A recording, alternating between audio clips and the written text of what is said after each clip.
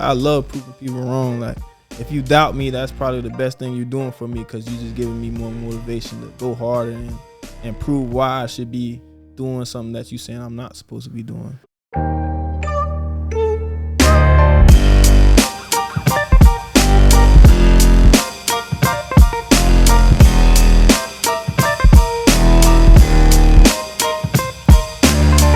Are we good to roll, Patrick? Well, we're rolling right now. Zant, I appreciate you doing this, dude. Yeah, for sure. You've got a really cool story, bro. It's been fun playing with you for the past year, but I kind of want to go back to the beginning, back to Tallahassee. Kind of walk me through a little bit of, we were talking a little bit off air about JC, Derwin, and playing against a lot of these guys, seeing them in camps. Mm-hmm. Was football just kind of something you grew up doing like right away? Oh yeah, for sure. I think I started football at like four years old, and ever since that, I've just been playing like different sports though. But football has been the main sport I've been playing since I was 4 years old. How did you start playing at 4 years old? Oh, well, my grandma. Is that even legal? No, it was. That's what I was going to say. My grandma, she changed my birth certificate. She did that with my dad too. That's something like they do down south. So to get people to play a little bit earlier. So she did that, and it's been just football ever since. Do you remember playing at that young? Or is it kind of just like a story that's told throughout the family? Nah, like, your grandmother changed your birth certificate. Or do you actually remember that? No, I don't remember her changing the birth certificate, but I remember like playing at 4 years old and 5 years old and like things in that nature. But I don't remember. I mean, like I remember certain parts and certain games and certain plays, but I don't remember like the full season or like how everything went. How old were the guys you were playing against? They were like 5 and 6 years old, going on 6. Yeah, so I was kind of playing up above my age. Were you like a lot smaller then? Yeah, I was always kind of like the smallest on the team, smallest. Yeah, I was always kind of like the smallest. I feel like that probably like helps you now. I know like a big criticism people had of you was like, oh, he's got too small a frame to play in the NFL. But it sounds like you've been doing that since you were a kid. Yeah, because I played quarterback in Little League. So that kind of like, I was a short quarterback. I always had to prove people wrong. Then in high school, I was kind of always the shortest cornerback in the room or in the nation or wherever I was at. I was always like kind of the smallest. So that always gave me like motivation to prove people wrong that I'm supposed to be here. So you were playing quarterback? When did you stop playing quarterback? High school. I would have played quarterback if I would have went to this school by my house, Plantation High School, but I ended up going to St. Thomas Aquinas with Joey and Nick. That's where everybody went. And JP went there too. Really? Yeah. So that's where I met JP. And ever since then, just kind of been playing like cornerback. I played a little bit of receiver and like 7-on-7 and stuff like that, but I only played quarterback and corner all my life. There's been a lot of really good players come out of St. Thomas. Like a lot. Did you guys win any state titles when you were there? Yeah, I won 3 state titles back to back to back. The last one, my senior year, we lost in the semifinals, so that kind of hurt. But I mean, it was supposed to be a 4-peat. I was the first person, like, and so you won your freshman, sophomore, junior year, and then your senior year, you guys lost. Yeah. What happened? I don't really know, to be honest. It kind of like we couldn't score, and it was just the deepest of battle, and I don't know. I guess we was feeling ourselves too much. We was on a 3-peat. We just thought it was going to be handed to us, so we kind of got it handed to us. You got it handed to you? Yeah. Dang. Did you lose any games in those first 3 seasons? Yeah, I lost. I want to say in 3 years, I only lost 4 games. But then you got used to losing at Florida State. Yeah, it was kind of a dramatic change for sure. Just going into Florida State. But when I committed to Florida State, we was the number 3 team in the nation. So it was kind of like I thought I was going to keep the winning tradition going, like just going there from St. Thomas to Florida State. But when I got there, kind of like a lot of adversity, like Jimbo ended up leaving. Then Willie Taggart ended up leaving. So just coaching changes and just a lot of just trying to find ourselves at Florida State. How many head coaches did you play for there? 2. but I committed to Jimbo Fisher, but he left right before I got there. So did you ever think about decommitting? I did, but honestly, I just went to Florida State because that was my dream school. I wanted to go there since I was a kid. So, yeah. Is that just because you grew up? Right, you grew up in Tallahassee, right? No, I grew up in Fort Lauderdale, Florida. Okay. Yeah, that's like Broward County, like a little bit above Miami. Okay. North of Miami. So I was asking DJ this, but so it was always Florida State for you because there's Florida, there's Miami, and there's Florida State. Why was it Florida State for you? At first, my 9th grade year, I was actually about to commit to Miami Hurricanes. But my mom didn't let me because she said it's too much. I mean, it's too soon. You still haven't played a lot of football yet, so you just want to just chill. And that was probably the best decision she told me. I mean, best thing she told me because I ended up not liking Miami just for some reason. I just hate them now. And then I always wanted to go to Florida Gators, but they never offered me, so I just went with Florida State. But Florida State, it was always like Miami, Florida Gators, and Florida State as my top 3 schools when I was growing up because I'm a Florida boy, and those are the colleges there. I feel like Miami would be the school of choice, at least growing up. I feel like they had the most history. Yeah. With like Ray Lewis and Ed Reed, and they had all the national championships. Yeah. So it makes sense, I feel like, that you like them the most. Do you remember like rebuttaling your mom? Like, yeah, I was no, so mom, mad. that's crazy. Yeah, like, I was so mad at her. She didn't let me commit, but it was for the best. Florida State is like a defensive back school. Now that I look at it, like back then when I was thinking about it, I wanted to go to a school with the best DBs and produce the best DBs. So seeing like Derwin come out of there, Jalen, Ronald Darby, Xavier Rhodes, there's a lot of guys from Florida State that went to the NFL and that's doing good in the NFL. Mm-hmm. But then when I look at Miami, like the cornerbacks, I mean, they got a couple good cornerbacks, but it's not the same as Florida State. So when you talked about your mom like kind of interjecting and saying like, Asante, you're not committing this early. Was she like a big voice for you growing up? Oh yeah, for sure. I definitely listened to everything she said. She was definitely a big part of my life growing up.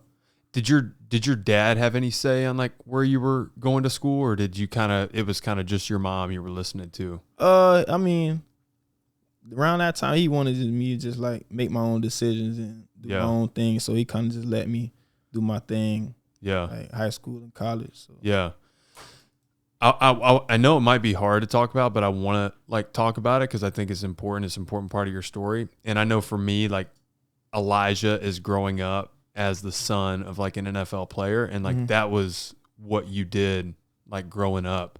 What like advice would you have to like parents who are like raising kids, maybe like do's and don'ts? Like, I don't know, you were a kid and growing up and everybody wanted to talk about your dad. Like, how did that make you feel as like a young kid who like, I don't know, you want to have like your own like thing, you want to have your own legacy? Was that like ever frustrating growing up? Oh yeah, it was frustrating to the point like it's not like he's an NFL player, that's your dad. It's not. They try to take away the things that you're doing on the field, saying that you're not good enough, or you're only getting the recognition because of your dad, or you're only making plays because of your dad. But that's not the truth. You know, when you out there, it's only you out there. You mean you making the plays, so it's kind of like they try to take that away from you. That's the only thing I say is just like my biggest pet peeve in that. But advice, I'll just say kind of just let them do what they want to do and see how they react to it. Don't try to push them. Don't try to push them too much because you never know what they're thinking. And I mean, it was kind of good. I mean, it was good. It wasn't nothing. Did you ever feel like forced, like you had to play football, or was it always something for you? You were like, I want to do this. This is what I want to do. Yeah, for me, it was like I wanted to do it, and then especially all my friends. I met kind of like all my friends through football, and just kind of like, you know, that's something we do down there, just play football, play sports. So I just kind of always wanted to do that, and my love for the game just grew as I got older. Would people ever try to say, oh, Asante, like when you were saying like they try to discredit your legacy, was it along the lines of like, oh, you're only at St. Thomas, or you're only getting offers from these colleges because of who your dad is? Yeah, things in that nature. Like I can catch an interception and like in spring, in the spring, that's where you get all your offers in high school, like around springtime for us and down south. And college coaches just come out there and just offer everybody like in the school, but they'll say something about me because I got an offer, but everybody else has got an offer, but they'll say, oh, you only got it because your dad or stuff like that. But they just the school just offered. Teammates would say this, or is this like people in the media? Teammates. It really be teammates or like people that's close to you. In the media, they not gonna really. Well, I mean they would, but you're not gonna really worry about the media that much. But it's really like people that's close to you, friends, or just people that go to school with you, things of that nature. Did they not see you like producing on the field? That's the thing though. They'll see me grinding. They'll see me making plays as a youngin, like young football player. Young Zont. Yeah, for real. They'll see it. So that's what really kind of like bothered me about. They'll see like the work that I put in and I'm producing on the field. So why would you still be able to try to say something like that? When you talk about like the work you were putting in, like as a pro, I understand like the days nobody sees anything, like the hours you're putting in, the nights when nobody's watching. What was that grind like for you growing up? Like what was your like training process like? Was it just getting guys together and you guys were playing in the backyard? Did you have like a coach that was really training you in the off season? Was your dad like helping training you? Like what was like that grind like for you when you talk for me, about that? It was kind of pretty much everything. I'll work out by myself. I'll go work out with a coach. I'll go work out at a facility. I'll work out with my dad sometimes, or I'll work out with just anybody, really, like wherever I can find some good work and work that I feel like I needed to get, that's where I would be at. And that's why like I kind of met a lot of people through that too, because I'm over here, I'm in Deerfield trying to work out. I'm over here Lauderdale Lakes trying to do field work. Then I'm at Pembroke Pines trying to do track work. Like I'm trying to do everything. It doesn't matter where you at. I'm trying to get it. Like, and there's guys all over that can get the work in Florida. Yeah, for sure. It's funny you mentioned that coaches would just come to your school and start offering people. Like that wasn't the case for me in Indiana. Like we were very much like more of an academic school. We weren't known for like producing Division I athletes. And so for me, I had to go on like the camp circuit where you're going to Ohio State. Like rivals camp. Yeah. And like it was really, really important, like getting the ranking and getting like, because that's how like I got noticed at least was, some of these sports writers would be like, hey, like this kid really showed out at this camp. And then coaches would actually go take a look at my film.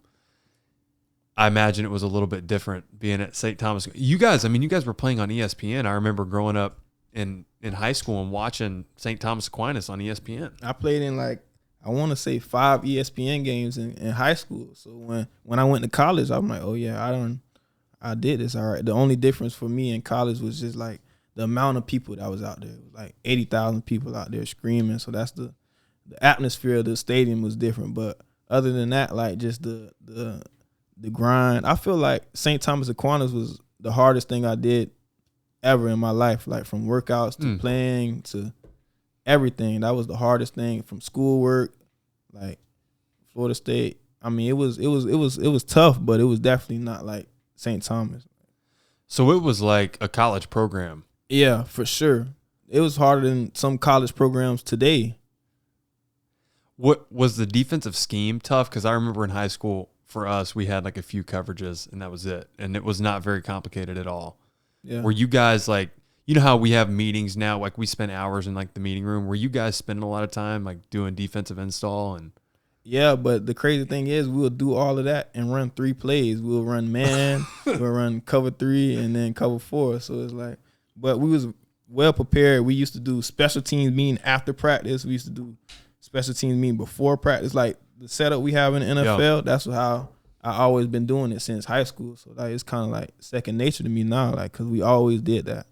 Did you grow up with any like close like brothers or sisters that brothers that you would train with?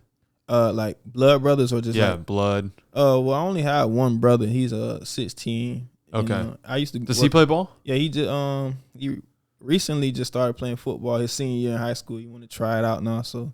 We're gonna see. He's just going in his senior year. Senior year. What's he play? He plays receiver. Okay. Yeah, so I guess he want to go against me when he get older or something. I feel like that's a tall ask. Yeah.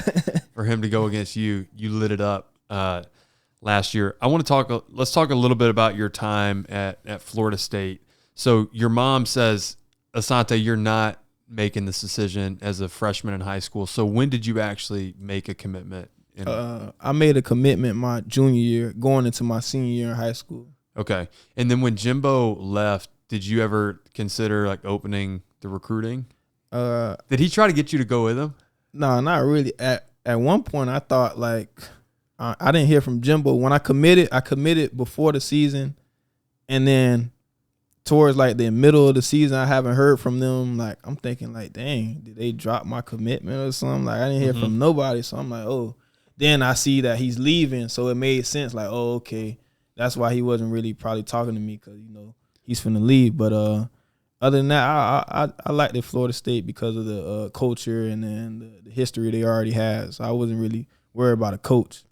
Isn't that so funny how coaches can just get up and leave? And that's crazy. Like Brian Kelly this year. Well, first let me talk about this. So my senior year, I was trying to decide whether to go to the draft or come back and play my fifth year. I'd had a couple knee injuries, and I decided to come back. And I was on the phone with my defensive coordinator, and I'm telling him like, "Hey, I'm gonna come back. Like, I'm excited. Whatever, what position? I'm coming back to play. I was coming back to play will linebacker because scouts were seeing me like as a linebacker in the NFL. And so I'm talking to him like, hey, like, I'll be able to have opportunity to play this essentially. He's like, oh yeah. So I hop on a flight and then I land and I see news that he's leaving. And he actually went to Texas A&M with Jimbo Fisher. Mike Elko did. Mm-hmm. But then recently this year, Brian Kelly, like we're potentially in contention for the college football playoffs. And out of the blue, this man just announces that he's leaving to go to LSU. The players have no idea. Everybody finds out via social media. It got leaked or something. Mm-hmm. I guess he called a team meeting, and the guys were saying it was like a few minutes, and then he left, and it was like that. Yeah, business is business, even in college. And it's really a business now in college. Yeah, especially with the NIL and all this other stuff. I know. These guys, they're getting. You see, like Archie Manning. I think DA was talking about it. Yeah, he got like 10 million or something like that. 10 million. I don't. DA might be like hyping it up. Yeah. But regardless, yeah, these high school kids they're getting M's. Yeah, over 100,000, over 20,000 in college. As a kid, you're like, let's go. Yeah. Like, yeah, man, that's crazy. So it's wild, and then players can just hop in the transfer portal and like, I don't like my situation. Yeah. I'm transferring. It would be tough to be a college coach and to like, because you're not only recruiting kids to come to the school, but you're also like having to keep close ties with the kids like that are at the school then and there. It's hard. So you only played 3 years at Florida State. Yeah, I only played 3 years. Was that the goal all along? You're like, I'm getting in, I'm getting out, and I want to go play professional ball. Yeah, I feel like regardless of how my season would have went my junior year, I probably would have left. Like even if I had like a down year or something like that, I probably still would have felt like, because I always knew like once I got to college, it was gonna be 3 years. Like I put that in my mind and I worked for that. So when it was time, I made sure that happened. So why did you know that was? I don't know. I just had it in my mind. Like I just had it in my mind. It was like I wouldn't see. I mean, I'm going back to get my degree in college, but I didn't see myself going 4 years strong in college, like consistently right then and there, because I felt like I was supposed to be in the NFL like as soon as possible. When you stepped on campus, did you start right away? Your freshman year? My freshman year, I played nickel. I was nickel and outside corner for a little bit until like the fifth game. Then the fifth game, I started the rest of the game. At outside corner? Yeah. Okay. Do you remember coming in like that camp? Was it intimidating at all? Like stepping on campus? I I wouldn't say intimidated. It was definitely something different, but I was so ready. Like I was just so ready to prove to everybody that I was supposed to be here. Like people back home, people there at Florida State that probably didn't believe in me, and then I'm always like, just like I said, I'm always kind of like the smallest on the team. So they looking at me. I know they thinking like, oh yeah, he's small. We finna do whatever to him. That's what kind of like gives me my drive. Like so, I know for sure like I was gonna make plays when I got there. So would you say those are two of like the bigger motivating factors for you when like your training is this idea that people think you're just where you're at because of your dad, and then people are like, he's too small, he's not gonna be able to do it. Yeah, for sure. And my family just making sure that everybody's straight, but mostly my size and people think because of my dad that So you don't have the size. What would you say is like your biggest like strength as a player? I feel like as your teammate, I see certain strengths, but maybe like for the listeners who, I think this applies in everybody's life. Like we might not be the most gifted in one area. Like you're not 6'2", like Vato and super long, but you've got other traits that maybe like he doesn't. Like what have you found in your game that you've been able to like make work and make you an elite corner like you are? I'll just definitely say my quickness, being able to get out of my breaks quicker than a receiver, or being able to just use my feet quicker than a receiver can. Was that something a coach like saw in you like while you were at Florida State, or like you just figured it out as you like became and grew as a player? You're like, man, I kind of got an advantage here. And like, do you do like any, like I see JC after like every lift, like jumping rope, is there anything you do like to hone in that skill, that footwork, that quickness? Oh yeah. I mean, that just comes from like years of grinding. Like for me, for now, like I've been working out, like working hard, I'll say since like 7th grade, 8th grade, just grinding, like working on quickness, speed, strength, just going hard. Like, so I felt like it's kind of like second nature right now, but I definitely in Florida State, it showed me what my strengths and weaknesses was. So, and then just going out there competing, you can find out your strengths and weaknesses once you're going against like great players. Like, you know how we go against Keenan Allen. He's quick. Yeah. And then if I can keep up and get out my breaks with him, I mean, obviously I'm quick enough.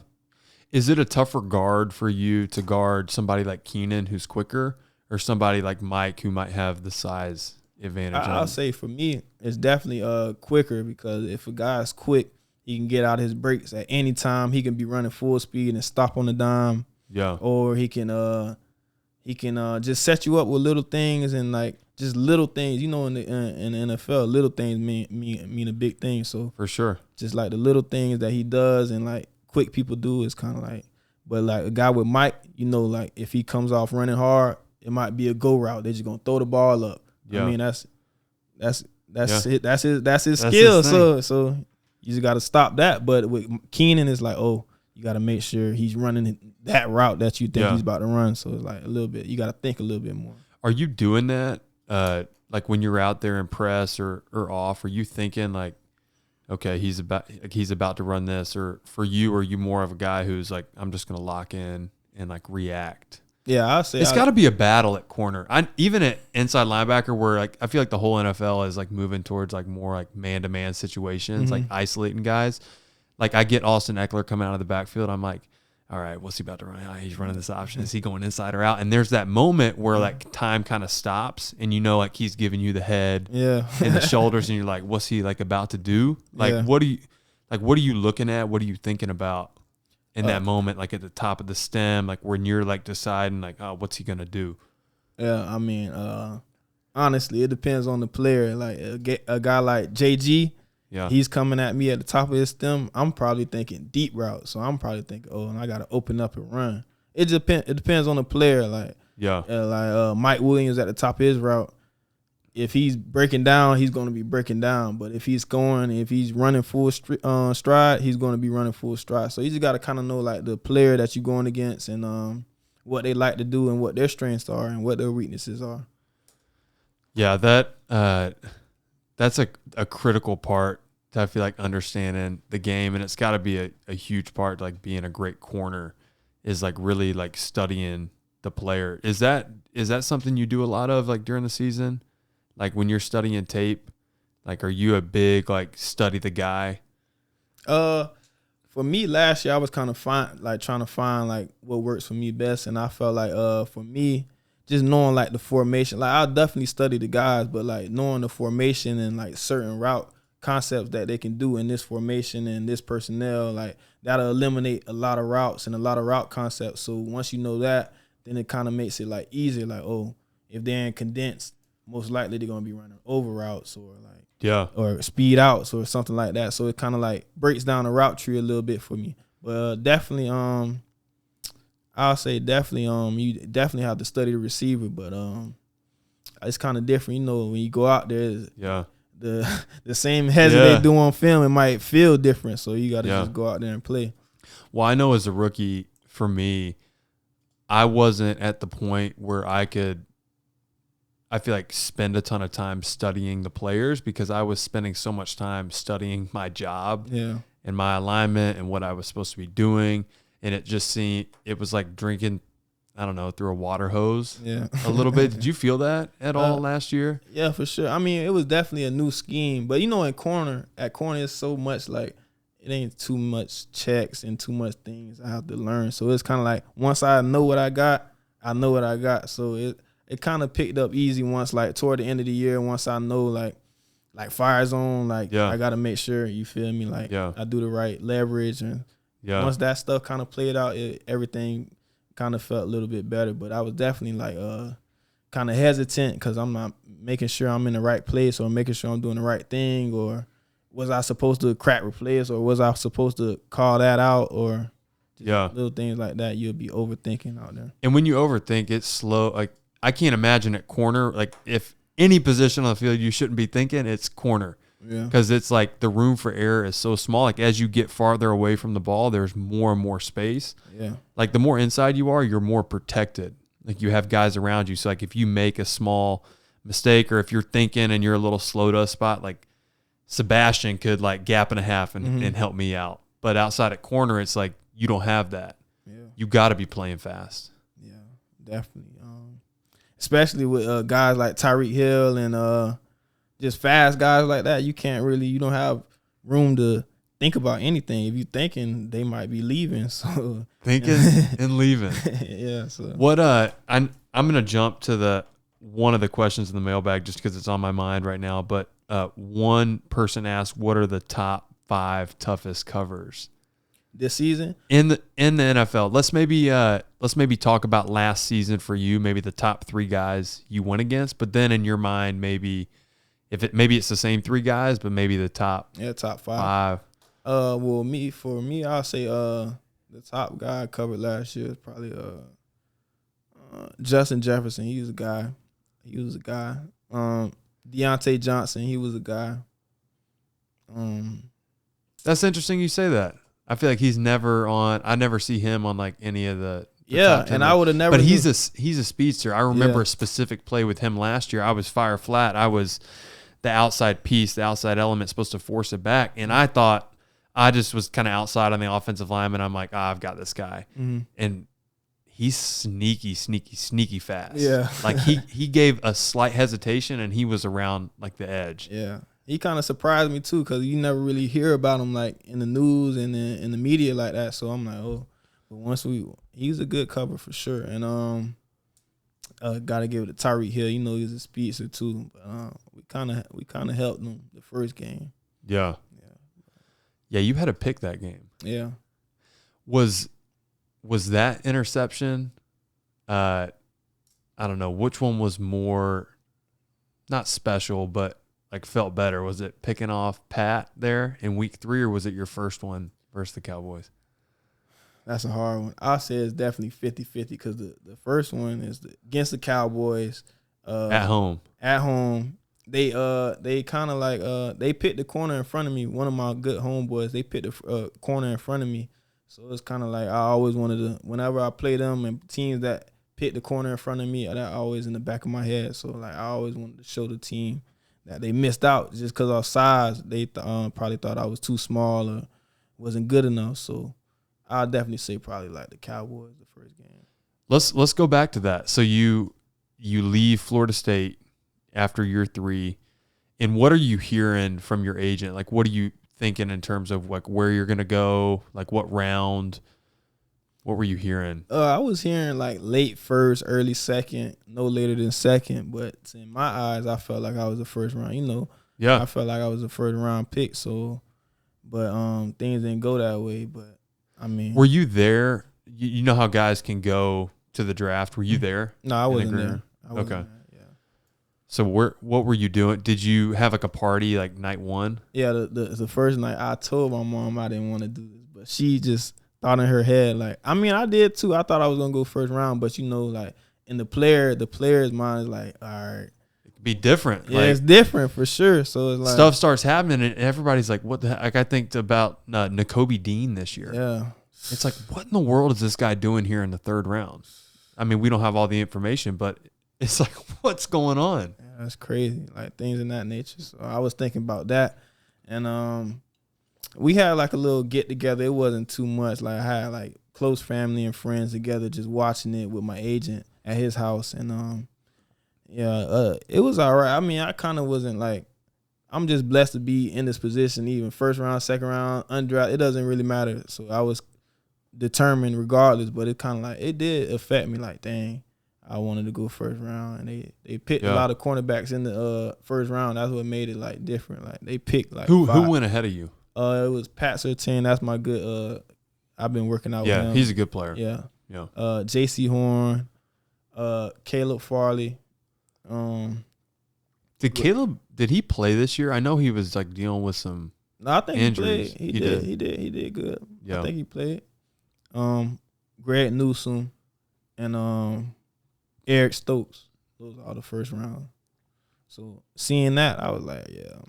But it was all like, I wasn't really tripping to the point like I was mad, but it's like I was more mad that we had a party and everybody was there like, oh, it's gonna be all right. Like, oh, it's gonna be all right. I was more mad about that, but I mean, do you remember going to sleep that night?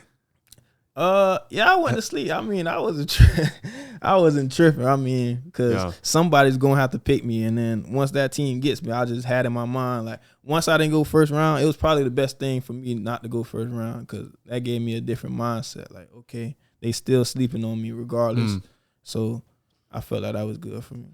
Yeah, I remember for me it was anywhere from. I don't know if my agent was gassing it up a little bit, but he's like, there's probably a 25% chance it'll be second round. That probably won't happen, though. It'll probably be 3rd round, at worst 4th round. And so I'm sitting there like, well, there's a good chance I'm going on day 2. So I threw a big party. I mean, we catered in the Buffalo Wild Wings. I had all my friends. I had people drive up from Indianapolis. I was in Fort Wayne, and that's like a 2.5-hour drive. So people were coming in. And we're thinking like it's about to be like a celebration. Like this is huge. I didn't get drafted that night. Like similar to you, they were taking linebackers left and right. There was probably 5 or 6 guys, 7 guys who went on day 2 there. And I remember going to bed like really, really like frustrated. And I'm like, But it gave you more fuel though. Yeah. For sure. It did. It was like, wow.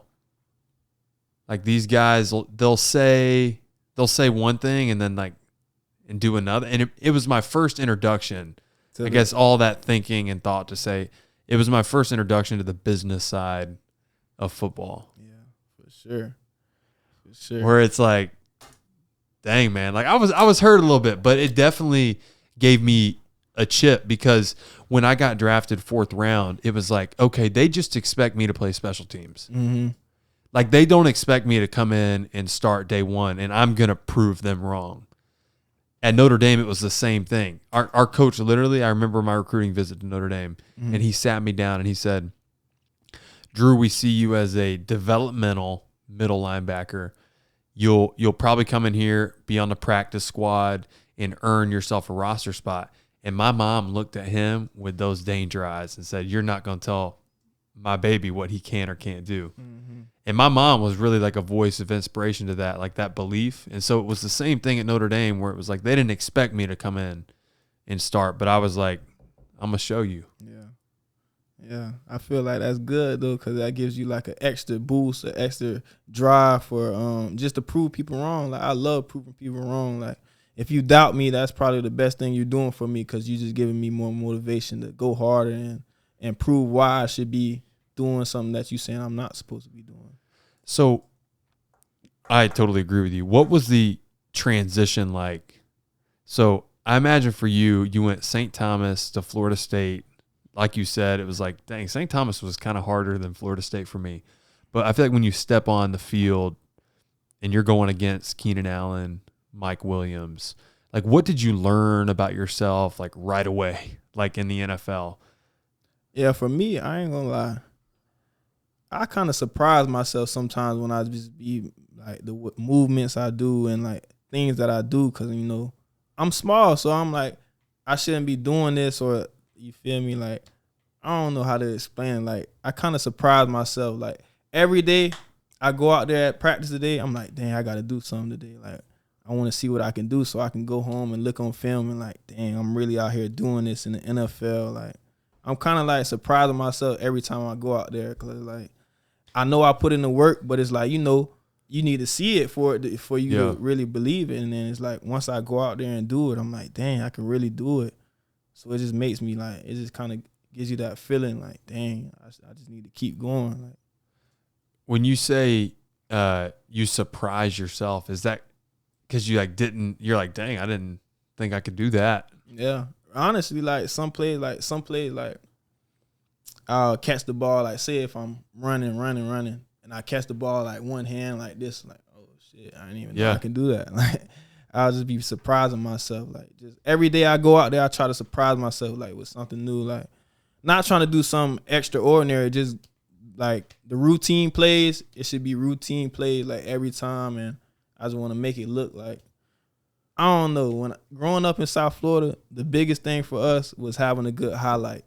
If you had a good highlight, then you kind of like a legend. Like, it's a lot of guys that you could just look at their highlights and they're a legend in South Florida, just cause like just the plays they make and like just the way they do it and then how they go about themselves is like, I don't know. It was about making the play, about making the plays and just looking good. Not kind of like looking like doing it for the cameras, but just like looking good. Like, yeah, like when you see Keenan run his routes, you're like, dang, he's a magician. Like, that's like stuff that I'm talking about, like stuff like that. So how do you handle it then when like maybe you have a good game, but you just don't have the plays or production to show for it? I mean, it depends though. If we win the game, I'm always happy. But I mean, if I'm not showing it like on the field, like on film, like on tape, I'm not really too hard on myself because I know I can do it. It's just about the timing and. I mean, I'm a big believer in God. God probably wanted me to wait this week, or God probably got another plan. So I don't really trip on things like that. But I know I can do it. And you know, my dad was in the NFL, and I see him. He's supposed to be in the Hall of Fame. He got 51 picks, interceptions in 10 years. So it's like just seeing that and knowing that's in my bloodline. Like, I know I can do. Like, I feel like I can do anything. Talk about that faith in God a little bit. When did that? Was that something that you had since you were a youngster, or who kind of instilled that in you? Yeah, I'll definitely say my grandmother instilled that in me. Like, I always used to go to church every Sunday with her, and we'll do Sunday school. I'll see some of my friends that I played football with there. We'll just be chilling. Like, church was like a regular thing for us on Sunday. Like, you know, as kids, we'd be like, man, we're going to church, but yeah, we started like to kind of like it because you're gonna see your friends there. Like, I see my god brothers there. Yeah, and we just kind of like hanging out. We'll be playing in the church, like, you know, having like little kid thing. Yeah, I remember going as a youngster, and I liked going to church because we went to this pizza place called Loopy's after church, and that's what I was looking forward to, was getting some pizza. Yeah, and then it slowly evolved, and it has kind of been the foundation through like, I don't know what I've turned to through like the ups and downs in my career. Like, I think about like my knee injuries. I think about my ankle injury my second year where, you know, I came in my first year I was mainly special teams, like I was saying, but I earned a starting job. And then I had high expectations for myself going to year 2 and broke my ankle. And it was frustrating because I had other expectations for myself, but like you, I had trust that God had a plan. That he had a plan, and he was working. I feel like you keep mentioning your grandmother. Mm-hmm. I noticed in your Insta bio that you said like "Long live my angels." Did she pass away? Yeah, she passed away in 2013. So how old did that? Where were you at? I was school? 13. Okay, 13 years old. So that was what I want to say, like 7th going to 8th or 8th grade going to 9th, something like that, right? Yeah. Whatever grade you were going into, she played a big role in your life, from changing your birth certificate to get you on the field. Yeah, for sure. What can you remember from that, like losing a family member? Oh, it was hard at the time. Family member that's so important. Yeah, it was hard. That was because like that wasn't the first family member I lost. I lost like a couple family members before her, but that was the closest one to me at the time. She was like my second mother, so losing her, it was kind of like it was kind of eye opening. Like, dang, people can actually like die that's close to you. So like, dang, like it kind of hurt me though. But she lived a good life, and I feel like she blessed everybody around her blessed everyone around her. So it's like she's like her blessings still falling down just from like the things she did while she was here. Like I feel like she just always like all my sisters, all my family members that know her, like just always protected because she just had that presence when she was here. It's so interesting you say that. So my grandfather, we called him Big Daddy. He was a great guy. He passed away December 28th this past year. Actually, ironically, he was at our game versus the Giants and fell leaving the stadium. Tripped on like this light post or something and hit his head and was like knocked unconscious, and they took him to the hospital. I forget what the hospital's called. They did a great job though. And he died like 3 or 4 weeks later because of that fall, leaving the game. But all that to say, I was speaking at my church the other day, and like speaking, like public speaking is kind of one of those things. It's like, man. Yeah, for real. Like for me, I come alive a little bit. Like when I do it, I enjoy doing it, but there's still like, oh man, like leading up to it. It's butterflies. Like, butterflies. It's not the most comfortable thing to do. Well, I remember pulling in the parking lot, and you talk about like the blessings falling down. I was just sitting there, and I felt like I wasn't even thinking about him, but the thought of him like just came into my mind like that. And I remember that moment, bro. I started like tearing up, and I just felt like this overwhelming sense of confidence. Like I'm proud of you. Like I see you, go get it. Yeah, I definitely. And I went in there and like had one of the better, like, talks, and like, I just felt like the words were flowing, and I was just in that flow state. And it's crazy how like loved ones that have passed like can have that impact. Yeah, for sure. For sure. It was that was a really cool moment to have with him. And I said, you long live like my angels. Mm-hmm. She's your angel watching over you. For sure. Got a lot of angels watching over me. So when so that was obviously a low point when you were 13, but you had a few low points like last year too. Like you were starting out hot. Like I think you had like 2 picks in 3 games, and you were playing really well for us. And then you had a couple like concussion, like head related stuff. Like what was it like processing through that? Yeah, man, it was definitely tough. Like the first one, I'm like, okay, I'm just gonna get through this, and it's gonna be all right. Maybe back. I'm gonna be good. Yeah, and then the second one came. I'm like, damn. Like I really had to sit back and think. Like, okay, like it's for real. You just got 2 concussions, and you got to sit back and realize what's going on, and just pray about it. Everything gonna be all right. But it definitely had an effect on me. Like I'm like, dang, it's like, why this happening to me? Like, you know what I'm saying? But I felt like that made me stronger, like being able to get through that like adversity and just I felt like that definitely made me stronger too, just like being able to go through that and get over that, cause like I wanted to be out there playing with you guys. We cause I remember this was like when I was going through the Chiefs game on that Thursday night, and they told me I couldn't play. I'm like, dang, like. Were you thinking you were going to play that game? Yeah, I really thought I was going to play that game. Like, they were telling me that I should. I think I remember that. Yeah. Like, were you even out there like pregame? Yeah, pregame. Like, I'm working out, like trying to see if I'm finna work out and play, and they told me, nah, just wait. I'm like, dang, that kind of like hurt me. Then it's like I started thinking about all type of stuff, like my past, like my grandma, just all my angels, and it's like it kind of like everything had started like piling up on me around that time. So I'm like, dang, but. So you were in a tough place already. Yeah, for sure. Like around that time. So you just wanted to let some steam off and just get out play, there. like, but in the end I seen they did that for the right reason, and I'm glad they helped me out so I can fully recover and make sure everything's good for the long term. I was thinking short term, they were thinking long term, so I appreciate them for that. But yeah, it's kind of like your mom, like freshman year of high school. Yeah.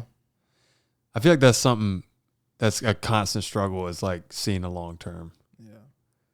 I feel like we live so much for the short term. Yeah, it's so hard to look long term, man. It's hard. I be trying to, but it's hard. I kind of live my life like day to day, not day by day, but I think I don't try to do too much stuff in advance, like plan ahead. Yeah. Life's short, but I don't want to say like you feel me? But yeah. Life's short, and I don't really like planning ahead too much. I like to live in the day, live in the moment. For sure. Yeah. What was it like coming into the NFL as a young kid, and like suddenly you've got like all this money and all this attention? What was it like processing through that last year? I remember getting my signing bonus, and it wasn't as big as yours. You were a couple rounds before me, but I was like, let's go. Man, once I got that, it's like my whole life changed. Like, people from Little League, like moms from Little League start hitting me up, like out of nowhere, like blowing me up. I haven't seen her in over 10 years, but you blowing me up all of a sudden. It's just a lot of stuff that you just gotta watch out for. People try to take advantage. And but you, like, for me, I'm so loyal and I got a good heart. I'm loyal. If I know you, if I knew you, like, and we grew up together and we have history together, like, I'm gonna be loyal to you regardless. Unless you did something like snake, but I'm gonna be loyal to you regardless. And then it's like me, I hate to see somebody doing like bad, like, not bad, but like, if you can help them, you're gonna help them. No doubt. I just had to learn, like, you can't help everybody, because if you help everybody, nobody ain't gonna be able to help you in the end. Who they gonna come to? We back at square one. Yeah, I remember like those freshman orientation meetings with Arthur. Yeah. And the people like Miss Mack and all of them would come in. And one of the talks they would often give is like how to say no to people. And Jackie and I have dealt with that like a little bit. I feel like people don't ask me as much because I have 2 kids and a third on the way. And so they're like, this guy's got a family to provide for. Yeah. But it's challenging. Yeah, like me, I don't have no kids. I got a lot of siblings. I have 8 siblings, but it's like, I don't know. It's just, then. Are you the oldest? Yeah, I'm the oldest out of 8. Really? Really 9, though, because my stepsister, that's my sister, yeah. Do they ever hit you up like, Asante, come on, give me? Nah, I mean, I feel like my family, like, I made sure they were straight, like, regardless, like, before everything. But, nah, they don't really hit me up, like, unless, like, they really, really need, like, let me get, like, $15 to get some food real quick. Like, it wouldn't be like, let me get $200 to go to the mall. It wouldn't be like that, because they already know, like, I'm going to make sure y'all straight, but y'all ain't finna just. Yeah, take advantage of me. Take advantage, yeah. Are you like super close with them? Are they all in Florida? Yeah, all of them in Florida. Yeah, I'm close to all my sisters. I mean, my youngest sister is what, I want to say like one. And you had to emphasize it twice. Yeah, one. Let me make sure I said that right. One. For sure. But the oldest just graduated from high school. She's 18, and the youngest is 1. So it's like it's a big gap. And I just try to manage it like the best I could, I mean, just try to call them whenever, ask about their little boyfriend. If they got a boyfriend, they ain't having no boyfriend no time soon. But I'm saying, with you on that. But I just got to make sure, just throw it out there like, oh, you feel me? Like, just stay in contact, and make sure and let them know that you still like, because I'm out here in California, they're in Florida, they I want them to know they still got a big brother they can come to. And that you care and love about them. For sure. That's a really interesting point is being out here in California has like made it really hard to stay in touch and like deeply connected to like, especially like friends. Yeah. I feel like family, like you keep in touch like with your family. But for me, it's been hard. Maybe for me a little bit because we have kids. And so my mom and them are like, we want to see our grandbabies. Mm-hmm. But it's hard being separated from family for sure. Yeah. But I do love it out here in California. Oh, yeah, I love it. I mean, the only difference for me, or the only thing I hate is when they would call me early in the morning in Florida. Come on. And it's 6 o'clock this time. I'm like, oh, my gosh, y'all do this every day. Like, y'all still don't know that. There's a 3-hour time difference. It's crazy. Don't call me until it's noon your time. Don't even call me at noon. Call me at 4 o'clock. Yeah.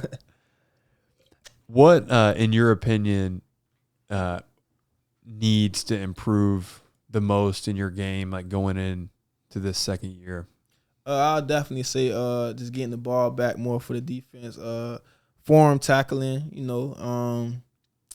and just making more plays in the deep part of the field. That's like making that highlight tape. The highlight tape. That's all they worry about.